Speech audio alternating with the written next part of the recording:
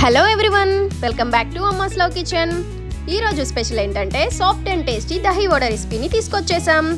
నోటిలో పెట్టుకోగానే కరిగిపోయేంత సాఫ్ట్గా చాలా కమ్మగా ఉండే ఈ దహీ వడని ఈజీగా ఇంట్లోనే ఎలా చేయాలో చూసేద్దాం. మరి ఇంకెందుకు ఆలస్యం, రెసిపీని స్టార్ట్ చేద్దామా?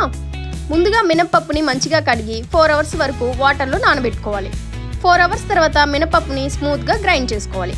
పిండిని ముద్దలాగా కాకుండా ఇక్కడ చూపించిన టెక్స్చర్ లాగా ఉండేలా చూసుకోండి.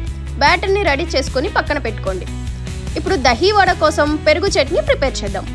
ఒక బౌల్లో పెరుగుని తీసుకొని అందులో సాల్ట్ అండ్ క్యారెట్ తురుము యాడ్ చేయండి. సరిపోయినంత వాటర్ యాడ్ చేసి స్మూత్గా కలుపుకోవాలి. ఇప్పుడు తాలింపు కోసం ఒక కడాయిలో కొంచెం ఆయిల్ని వేయండి. ఆయిల్ హీట్ అయ్యాక శనగపప్పు అండ్ మినప్పప్పు వేసి లైట్గా గోల్డెన్ కలర్ వచ్చే వరకు ఫ్రై చేసుకోండి. ఫ్రై అయ్యాక కొంచెం పక్కన తీసి పెట్టుకోవాలి. తర్వాత అదే ఆయిల్లో ఆవాలు, జీలకర్ర, పచ్చిమిర్చి, ఎండుమిర్చి, కరివేపాకు అండ్ కొంచెం పసుపు యాడ్ చేసి ఫ్రై చేయండి. ఈ టేస్టీ తాలింపును పెరుగు మిక్చర్లో వేసి యాడ్ చేసుకొని బాగా కలుపుకోండి. అంతే, సూపర్ టేస్టీ పెరుగు చట్నీ రెడీ అవుతుంది. ఇప్పుడు వడని ఫ్రై చేద్దామా? మళ్ళీ ఒక కడాయిలో ఆయిల్ హీట్ చేయండి. ఇప్పుడు ఆ బ్యాటర్లో కొంచెం సాల్ట్ యాడ్ చేసి బాగా కలుపుకోవాలి. ఆయిల్ హీట్ అయ్యాక స్లోగా వడలు వేసుకొని గోల్డెన్ బ్రౌన్ కలర్ వచ్చే వరకు ఫ్రై చేయండి. వడలు క్రిస్పీగా ఫ్రై అయ్యాక 2 మినిట్స్ వాటర్లో వేయండి.